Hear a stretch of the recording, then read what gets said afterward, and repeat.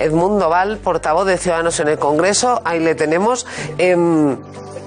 Bueno, la agenda de Pedro Sánchez en 4 días ha sido de salir y estar donde hay que estar. Y usted hoy ha sido tremendamente duro con él. Es el presidente donde tiene que estar y donde tiene que explicarse es en el Parlamento. En el Parlamento le ha respondido a la ministra de Defensa: oiga, no, que es que ahora estamos a lo que estamos. Bueno, es que donde hay que explicar las cosas efectivamente es en el Parlamento, y yo lo que me planteo sinceramente es, y lo he dicho también esta mañana en rueda de prensa, nosotros nos alegramos de que las cosas estén saliendo razonablemente bien con el caos que es Afganistán, con una operación muy complicada que llevan a cabo nuestros militares, nuestros policías, nuestro embajador, nuestra segunda embajadora en Kabul. Y las cosas están saliendo razonablemente bien. A nosotros no nos van a encontrar jamás en esa idea de cuanto peor, mejor. No, cuanto mejor, mejor.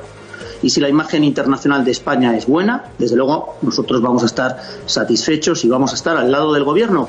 Pero de la misma forma es razonable pensar que la oposición, que los grupos parlamentarios pueden aportar sus ideas y tienen desde luego el derecho de pedirle al gobierno que rinda cuentas frente al representante de la soberanía nacional, que es el Congreso de los Diputados. Esto se explica de una forma, yo creo que sencilla. ¿Qué han hecho el resto de los líderes europeos y mundiales cuando ha ocurrido esto de Afganistán, esta desgracia, que los talibanes, que son terroristas, tomen el poder de este país? ¿Qué han hecho? Pues ellos han acudido tanto a los medios de comunicación como a sus cámaras de representantes a dar explicaciones de qué era lo que estaba haciendo su país en relación con la repatriación, con las relaciones con los talibanes, en relación con la salida de los colaboradores afganos que han estado allí durante 20 años sirviendo a sus respectivos países. Boris Johnson el día 15 de agosto, el día 18 de agosto Boris Johnson comparece a petición propia en la Cámara de los Comunes. Draghi, Merkel, Macron, Trudeau, Biden, todos. ¿Dónde estaba Pedro Sánchez? Déjame hacer de abogado del diablo. Todos esos países en ese momento tenían tropas en Afganistán. España retiró sus tropas en mayo. ¿Quizá esa pueda ser la razón? ¿O era que el presidente estaba de vacaciones? Yo sinceramente creo, y además esto se puede comprobar con sencillez en las hemerotecas, que conociendo a Pedro Sánchez, que le encanta ponerse medallas, cuando las medallas hoy se las merecen de verdad el embajador, la segunda embajadora, los 17 policías nacionales que están allí, 10 de los GEOS, 7 de la UIP, los militares españoles que están allí en esa operación de evacuación. Si nos damos cuenta qué es lo que hizo Pedro Sánchez. Pedro Sánchez estuvo 5 días enteros sin comparecer hasta que de repente llegó el primer avión. La operación de repatriación parece que salía bien, gracias a Dios. Nos alegramos todos de que se pueda sacar de allí a la mayor cantidad de gente posible, pero Pedro Sánchez seguía de vacaciones hasta que comprobó que efectivamente podía salir en una nueva operación de marketing, en una operación propagandística, poniéndose las medallas de que las cosas salían bien. E insisto, que nos alegramos que salgan bien, que nos alegramos que España esté repatriando además a colaboradores de otros países, que Torrejón sea el centro de esa repatriación, que incluso los norteamericanos en sus bases parece ser que van a ir a ver cómo funciona Torrejón para poder también utilizarlo de la misma forma. Esto es un orgullo para cualquier español, esto es una cosa buena para España y para su nombre internacional. Pero de nuevo, insisto, lo voy a decir 20 veces si hace falta, Pedro Sánchez tiene que acudir al Pleno del Congreso de los Diputados para contarlo, para dar cuenta, para explicárselo a los ciudadanos, para que la oposición pueda plantearle las cuestiones que quiera plantearles. Es que, en fin, este gobierno, esto del control parlamentario no lo lleva muy allá. Fátima. Señor Val, buenas noches. Yo estoy absolutamente con usted en que la reacción ha sido tardía y en que una vez que se ha producido esa reacción ha estado bien coordinada, y hay que agradecérselo fundamentalmente al Ministerio de Defensa, fundamentalmente a los militares y a la labor del embajador en Kabul. Pero una vez que ya se ha producido esa reacción y que se está, que hay un exceso de fotocall incluso recibiendo a los refugiados afganos, y se presentan 3 ministros para dar la cara, es inexplicable que siga sin producirse esa comparecencia, que entiendo que es una misión que ha estado también coordinada por el presidente del gobierno, es decir, el Ministerio de Defensa, los militares no hacen nada, entiendo, sin que lo sepa y sin que lo coordine el presidente del gobierno. Y aquí estoy también haciendo, como Ana, un poco de abogada del diablo. Bueno, es la máxima autoridad de la administración del Estado, obviamente. En fin, ya solo nos faltaría pensar que no estaba al tanto de esta operación, ¿no? Solo nos faltaría pensar esto. Yo no lo quiero pensar que efectivamente estaba al tanto de esta operación. Bueno, lo mismo que estaba al tanto de las repatriaciones sin justificación o las expulsiones en bruto sin justificación de los menores en Ceuta, porque al final el presidente del gobierno pues efectivamente es quien dirige la administración civil y militar, como dice el artículo 97 de la Constitución española. Pero insisto en que hay que rendir cuentas, hay que contarlo, hay que decirlo. Y yo no sé qué problema tiene este presidente del gobierno en contar las cosas, en salir y contarlo, si por otra parte además las cosas están saliendo bien. O razonablemente bien dentro del caos en el que nos estamos moviendo en Afganistán. ¿Qué miedo tiene a acudir al Parlamento a contar esto? En el Parlamento nosotros hemos pedido la comparecencia de Álvarez, ¿no? Este miércoles, pasado mañana, en la Diputación Permanente se van a ver estas peticiones de comparecencia, pero yo insisto, es que este es un tema muy importante, de máxima importancia, que yo creo que requiere la presencia del presidente del gobierno y no basta con la presencia del ministro de Asuntos Exteriores. Pide usted explicaciones en el Parlamento, habrá debate, se verán las posiciones de los distintos partidos, pero usted sabe también que hay decisiones que a lo mejor hay que ir a explicar al Parlamento, pero no da tiempo a explicarlas a priori, hay que explicarlas a posteriori, y puede ser el caso de esa comparecencia posterior del presidente del gobierno. Sin embargo, normalmente cuando hay una operación de estas características, que es una operación de Estado en cierto modo, el gobierno suele consultar con la oposición, o suele informar a la oposición, a los principales partidos del arco parlamentario. ¿Con ustedes, con Ciudadanos, ha tenido algún contacto? ¿Alguien del gabinete del presidente Pedro Sánchez informándoles de voy a enviar 2 aviones a Kabul, la intención es traer a todas estas personas? ¿Ha tenido algún contacto de esas características? Sí, así ha sido.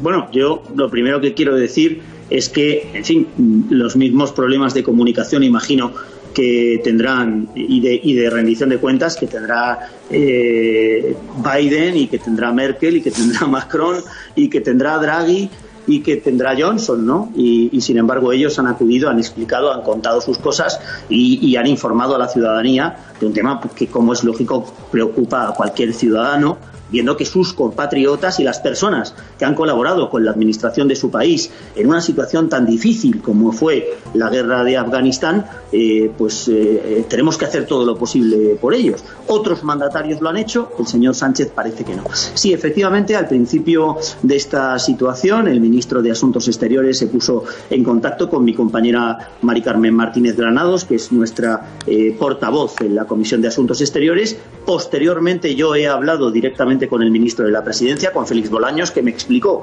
cuál era el operativo que iban a montar en Torrejón, cómo iban a recibirlos durante un plazo máximo de 72 horas, cómo después iban a distribuir a las diferentes personas que traíamos de Afganistán, cómo se quería además que los aviones no vinieran vacíos, lógicamente que se utilizara ese potencial que tiene España para poder traer a personas en peligro allí en Afganistán. Y hemos tenido también, hay que decirlo, contactos con la ministra de Defensa.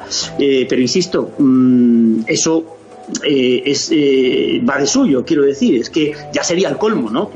Que ni siquiera contactaran con la oposición, que ni siquiera contactaran con los grupos parlamentarios.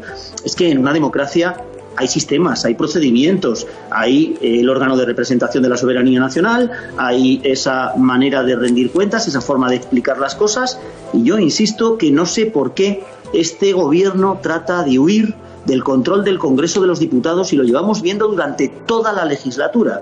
Todas las opciones, las peticiones que hemos hecho en este sentido, normalmente siempre van encaminadas hacia que el Gobierno y sus socios, Unidas Podemos, Esquerra Republicana, Bildu, el PNV, votan en contra de los sistemas de control del Parlamento al Gobierno. Y esto es grave, porque esto es la esencia de la democracia, el que el Congreso de los Diputados controle al Gobierno de la Nación. Enrique. Señor Val, buenas noches. Permítame tirar un poco de descrimiento, porque estamos hablando mucho de que el presidente del Gobierno tiene que ir a rendir cuentas al Congreso de los Diputados, cosa con la que estoy completamente de acuerdo. Pero también sabemos al mismo tiempo que las últimas sesiones de control o las comisiones, etcétera, etcétera, no han sido las más edificantes. Saliéndome un poco de lo que vaya a ocurrir con la próxima comparecencia, cuando tenga lugar o no, ¿qué le falta al reglamento del Congreso para que realmente esas cuentas se puedan dar, que realmente haya un debate? Es no simplemente una cuestión de, bueno, pues aquí llego a soltar mis 4 one-lines y a soltar mis 4 frases, o tener una intervención de 2 horas porque no tengo límite de tiempo, exponer mi esquema y si aquí paz, pues gloria, en esencia. En fin, es una magnífica pregunta. Perdónenme que se lo diga claramente, porque yo me he estudiado de cabo a rabo el reglamento del Congreso de los Diputados y desde luego es una norma anticuada, absolutamente anticuada. Mis compañeros de grupo, yo llevo en política, todavía no llevo 3 años, pero hay otros compañeros pues que conocen otros parlamentos autonómicos, que funcionan de otra manera, que tienen reglamentos más modernos. Nosotros hemos pedido reformas del reglamento en relación con la posibilidad de las sesiones telemáticas cuando llegó la pandemia. Hay infinidad de cosas que se pueden cambiar en el reglamento. Por ejemplo, el orden de las preguntas de la sesión de control, que aquí se realizan de una forma muy de mayor a menor, a través de un sistema de jerarquía de los grupos parlamentarios en función de su representación. Hay miles de cosas que se pueden cambiar. El registro de lobbies. Bueno, pues nadie ha tenido nunca la voluntad o la intención, de verdad, de cambiar el reglamento del Congreso de los Diputados, que es una norma muy anticuada. Es una norma del año 1982 que ha tenido alguna reforma posterior, pero que desde luego, como bien dice usted, no muestra un Parlamento moderno, una función de control que sea eficaz, que se vea que efectivamente hay interlocución entre los grupos y el Gobierno, que se contesta. No la hay. Y es efectivamente en gran medida por culpa de lo anticuado que tenemos el reglamento del Congreso. ¿Qué tal? Buenas noches, señor Val. Al hilo de todas las observaciones que está usted haciendo, de la comparativa que hace usted, por ejemplo, de Sánchez respecto a otros mandatarios, y al hilo también del mensaje de dureza cuando usted dice que está huyendo del Parlamento, le iba a hacer una pregunta. ¿Nota usted algún cambio, ha habido algún cambio desde que Sánchez hizo la crisis de gobierno en su relación, la relación de Moncloa con los distintos grupos de la oposición? ¿Hay algún cambio desde la salida de Iván Redondo, la llegada de Óscar López a la Moncloa, en lo que atañe a ustedes? Y si esos cambios van a mejor o a peor respecto a la gestión que hace Sánchez de su propia imagen, de la gestión de gobierno, etcétera. Yo no veo ningún cambio, la verdad. La verdad es que este gobierno se ha quedado viejo de la noche a la mañana, ¿no? Siendo un gobierno que teóricamente esta maniobra consistía en renovar las caras y en dar otra imagen diferente. La verdad es que yo no sé si los ciudadanos que nos están escuchando en este momento perciben algún tipo de diferencia con el gobierno anterior. Yo, desde luego, no percibo ninguna. Yo creo que siguen anclados en los mismos vicios, en los mismos defectos, en no dar cuenta de su gestión ante el Congreso de los Diputados, y no se aprecia nada, digamos, distinto, que sea realmente renovador del gobierno anterior, más allá de las propias caras. ¿Por qué? Pues yo creo básicamente porque los socios del gobierno, los que sostienen este gobierno, siguen siendo los mismos. Sigue siendo Bildu, sigue siendo Esquerra Republicana, sigue siendo el PNV. No hay que molestarles. Mire, estos días tenemos las declaraciones del segundo del gobierno de Cataluña, de Puigneró, y tenemos las declaraciones de Junqueras. Los dos dicen lo mismo.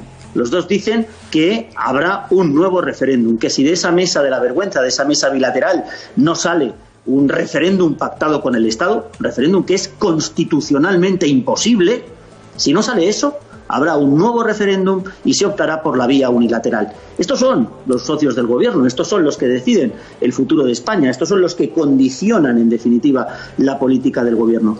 ¿Qué va a cambiar porque cambie el ministro de Asuntos Exteriores o la ministra de Educación? La política del gobierno sigue siendo exactamente la misma.